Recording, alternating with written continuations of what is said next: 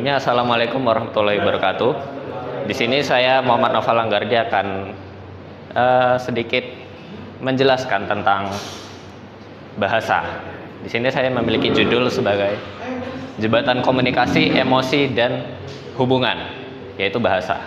Oke, pertama sebelumnya kita akan mengenal dulu apa itu bahasa. Menurut Bapak Edward Sapir, bahasa adalah suatu metode yang bersifat naluri yang dimiliki manusia untuk mengkomunikasikan ide, emosi, dan keinginan menggunakan berbagai simbol yang dibuat untuk tujuan tertentu. Nah, itu tadi adalah pengertian atau definisi bahasa berdasarkan Bapak Edward Sapir. Nah, tapi mungkin dari situ masih sedikit rumit untuk dipahami. Gampangnya adalah sejak kita lahir, kita diajarkan untuk berbahasa. Sejak kita baru keluar dari perut ibu kita pasti diajak untuk berbicara, kita berbahasa. Ibu kita pasti setidaknya mengatakan seperti halo nak, halo sayang, atau semacamnya. Kemudian tidak hanya itu, mungkin saat kita butuh bantuan, saat kita ingin bertanya ke dosen, ke guru, atau ke teman-teman kita ya, ketika mereka menjelaskan terus kita belum paham, kita pasti akan bertanya. Kita akan setidaknya bertanya seperti, tadi materi ini gimana jelasinnya? Atau mungkin ketika kalian sedang mendengarkan sekarang, tadi bagian ini gimana? Itu bisa juga. Kemudian selanjutnya, saat kita bersalah kita pasti akan meminta maaf. Meminta maaf juga adalah salah satu bentuk bahasa. Nah, kemudian dan bahkan saat kita menyatakan cinta juga kita pasti berbahasa. Entah itu kita berbahasa dengan bahasa Indonesia, terus bahasa Inggris atau bahasa lainnya. Dengan menyatakan perasaan kita pun berbahasa. Selanjutnya,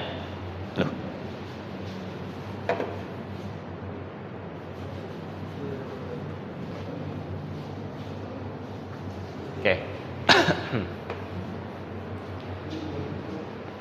Oke, selanjutnya saya akan menjelaskan kenapa bahasa itu penting. Yang pertama, bahasa itu adalah jembatan komunikasi. Apa maksudnya?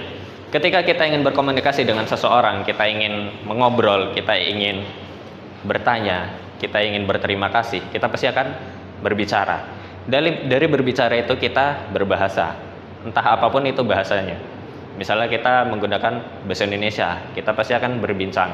Misalnya halo, hai, atau selamat pagi, selamat siang, selamat malam. Itu kita menyapa dan kita berbahasa. Dari situlah terjadi jembatan komunikasi. Selanjutnya adalah alat ekspresi diri. Ketika kita merasakan suatu emosi, misalnya kita marah, kita sedih, kita senang, atau mungkin kita merasakan perasaan lain seperti bersyukur mungkin, itu kita pasti berbahasa. Kita akan setidaknya mungkin ketika kita marah kita akan menggunakan bahasa yang sedikit kasar. Ketika kita sedih kita menggunakan bahasa yang terdengar gelap atau mungkin menyedihkan. Kemudian ketika kita senang kita melontarkan banyak kalimat-kalimat yang menyenangkan. Kemudian selanjutnya adalah akses informasi. Dengan bahasa kita bisa mendapatkan banyak informasi. Salah satunya ya ketika saya di depan ini saat ini saya berbahasa kepada pemirsa. Saya menyampaikan informasi dan kalian menerimanya. Nah, dengan saya menggunakan bahasa Indonesia dan kalian yang mengerti bahasa Indonesia, kita jadi bisa saling bertukar informasi antara saya dan pemirsa sekalian. Selanjutnya adalah akses ilmu pengetahuan. Ketika kita bisa berbahasa Indonesia, kita tentunya bisa memahami pengetahuan ataupun informasi atau ilmu yang saya sampaikan saat ini. Atau mungkin ketika kita menggunakan bahasa Inggris, kita akan bisa juga menerima materi dari dosen atau guru yang berbahasa Inggris juga. Atau mungkin tidak perlu mendengarkan, kita bisa membaca, kita bisa melihat, menonton video yang sesuai dengan bahasa yang kita pahami. Selanjutnya adalah mengasah otak. Ketika kita mau berbicara, kita pasti akan menyusun kalimat terlebih dahulu. Misalnya ketika kita ingin meminta tolong, ketika kita meminta tolong kita pasti akan menyusun kata dulu. Kita mau minta apa? kita mau minta tolong tutupkan pintu, berarti kita akan meminta untuk menutup pintu. Kalimatnya adalah, bisakah kamu tolong tutupkan pintu itu? Atau mungkin jika kita ingin spesifik, kita bisa sebutkan nama orangnya, atau bisa dengan bantuan fisik juga, kita bisa tunjuk orangnya, atau mungkin jika ingin ditambahkan sebuah intonasi itu juga bisa. Tapi balik lagi, karena kita membicarakan soal bahasa, kita juga harus tetap memikirkan tentang bahasa yang kita gunakan. Misalnya kita ingin memerintahkan orang yang hanya bisa berbahasa Inggris, tentu saja kita harus menggunakan bahasa Inggris. Kemudian selanjutnya, bahasa sebagai identitas bangsa. Kita sebagai bangsa Indonesia itu memiliki bahasa persatuan, yaitu bahasa Indonesia. Bahasa Indonesia sebagai bahasa persatuan ini menyatukan kita. Kita bisa sampai ke merdeka saat ini juga itu karena bahasa Indonesia. Kita menyatukan seluruh bahasa yang di Nusantara. Kemudian kita bersatu dan kita saling berkomunikasi untuk mengalahkan penjajah. Dari situlah bahasa bisa menjadi identitas bangsa. Ketika kita berbahasa dengan bahasa kita, kita bisa dikenal sebagai, oh, bangsa ini memiliki identitas, yaitu bahasanya bahasa Indonesia. Kemudian selanjutnya, perihal bagaimana kita bisa belajar bahasa. Yang pertama, belajar bahasa itu bisa di mana aja dan kapan aja. Kita nggak perlu harus ada di kelas, kita harus duduk, kita harus dengerin dosen, kadang ngantuk, kadang tidur. Itu kita tidak perlu. Bisa juga kita sesuai mood kita belajar di rumah, di jalan, di mobil, atau mungkin ketika kita lagi nunggu pesanan, itu bisa juga. Salah satu aplikasi yang saya rekomendasikan untuk belajar bahasa adalah Duolingo dan Dirlingo. Duolingo ini yang warna hijau. Mungkin sebagian dari pemirsa sudah tahu karena memang lumayan terkenal.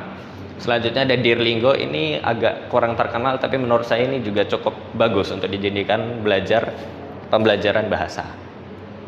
Kemudian selanjutnya, nah, sekolah itu bukan satu-satunya sumber.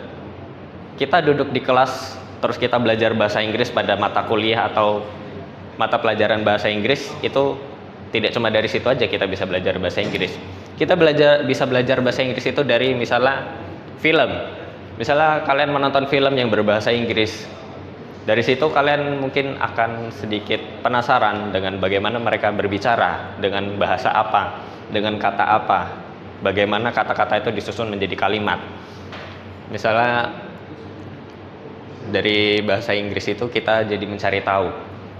Kemudian selanjutnya ada juga musik. Dari musik kita juga bisa belajar bahasa Inggris. Misalnya kita membaca liriknya terlebih dahulu, kita menerjemahkan arti dari liriknya, kemudian dari lirik tersebut kita bisa memahami sedikit demi sedikit dari bahasa Inggris. Kita memahami kosakatanya, kita menambah kosakata, kemudian kita bisa memahami inti dari musik itu tanpa kita perlu mencari di internet. Selanjutnya mungkin hal yang paling menyenangkan untuk dilakukan itu game.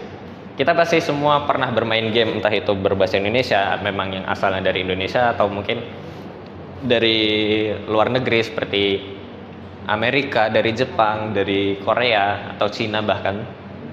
Itu pasti gamenya tidak berbahasa Indonesia. Jadi mau tidak mau kita ya antara mengandalkan naluri, kita pencet-pencet, kita coba lihat itu mengarahkan kita kemana, atau kita bisa baca kalimatnya, misalnya continue itu artinya apa, berarti kita bisa belajar dari situ. Atau mungkin dari ini game Minecraft, kita bisa tahu dari setiap blok, misalnya tanah itu ada dirt atau batu, stone, segala macamnya. Dari situ kita bisa sedikit demi sedikit menambahkan kosakata dan perlahan menguasai bahasa tersebut. Kemudian selanjutnya latihan. Ya, tentu aja kalau kita belajar tapi tanpa latihan itu nggak ada gunanya. Ibaratnya seperti pisau yang setajam apapun, kalau digunakan terus-menerus tapi tanpa diasah pasti akan tumpul juga. Latihan ini bisa kita lakukan dengan berbagai macam metode. Misalnya kita mengulangi siklus yang sama. Misalnya kita belajar dari film, kita belajar dari musik, dengerin musik bahasa Inggris terus-terusan, nonton film bahasa Inggris tanpa subtitle, itu bisa menjadi latihan. Tapi itu hanya latihan listening atau kosakata saja, nambah kosakata. Terus gimana kalau kita mau latihan dengan mendengarkan misalnya? Ya dari film sama musik juga bisa, tapi kan balik lagi, ketika kita mendengarkan musik, itu yang kita dengarkan adalah penyanyinya. Kita belum tahu gimana kalau penyanyi tersebut ngobrol biasa dengan kita, itu bagaimana logatnya, bahasanya, pengucapannya gimana. Maka dari itu mungkin salah satu opsi lainnya yaitu kita bisa meluangkan waktu, misalnya kita ke tempat wisata, terus kita bertemu dengan bule, kita bisa beranikan diri untuk coba ngobrol. Ya tidak perlu pembahasan yang rumit-rumit, kita bisa kayak hello good morning, how are you, atau mungkin bisa seperti bertanya gimana belajar di Indonesia, berwisata di Indonesia, terus segala macamnya. Untuk listening, yaitu listening tadi. Kalau untuk pengucapan mungkin kita bisa coba pakai Google sih, pakai Google terjemahan kita bisa juga, atau ada aplikasi-aplikasi lain juga yang bisa digunakan untuk belajar bahasa. Atau ya tadi ketika kita ngobrol dengan bule itu juga bisa. Selanjutnya, ada satu tips lagi tapi mungkin ini agak terlihat aneh, itu ngobrol sendiri. Mungkin kedengarannya agak gila kalau kita ngobrol sendiri di depan kaca, atau kita ngobrol sendiri ketika kita di kamar sendirian. Mungkin kedengarannya agak gila. Tapi ketika itu dicoba, sebenarnya ini personal saja, dari saya sendiri kadang nyoba untuk ngomong bahasa Inggris sendiri, terus menanggapi sendiri. Ya memang kedengarannya agak gila, tapi itu cukup membantu saya untuk melatih speaking sama listening saya. Nah dari situ mengobrol sendiri itu juga salah satu opsi untuk belajar bahasa. Oke, selanjutnya ya ini yang tadi, evolusi, revisi, dan pengulangan. Baik, benar, evaluasi. Nah dari kita latihan tadi, kita pasti akan menemukan banyak kesalahan. Nah dari banyak kesalahan itu kita lakukan evaluasi. Setelah evaluasi kita tahu salah kita di mana, apa yang perlu diperbaiki, kita revisi. Sesudah revisi kita tahu apa yang sudah diperbaiki, apakah masih ada yang perlu diperbaiki, apakah masih ada yang kurang sempurna, apakah perbaikannya masih bisa lebih banyak. Ketika itu semua sudah, kita bisa melakukan pengulangan, evaluasi lagi, revisi lagi, diulang lagi, latihannya diulang semua. Itu tadi. Kemudian selanjutnya ini ada sedikit pepatah dari Bapak Johann Wolfgang von Goethe. Ini sebenarnya berbahasa Jerman. Saya akan coba sedikit mengucapkannya. Verfremdes Sprachen nicht kennt, weiß nichts von seiner eigenen. Yang artinya kalau bahasa Inggris itu, he who knows no foreign language knows nothing of his own.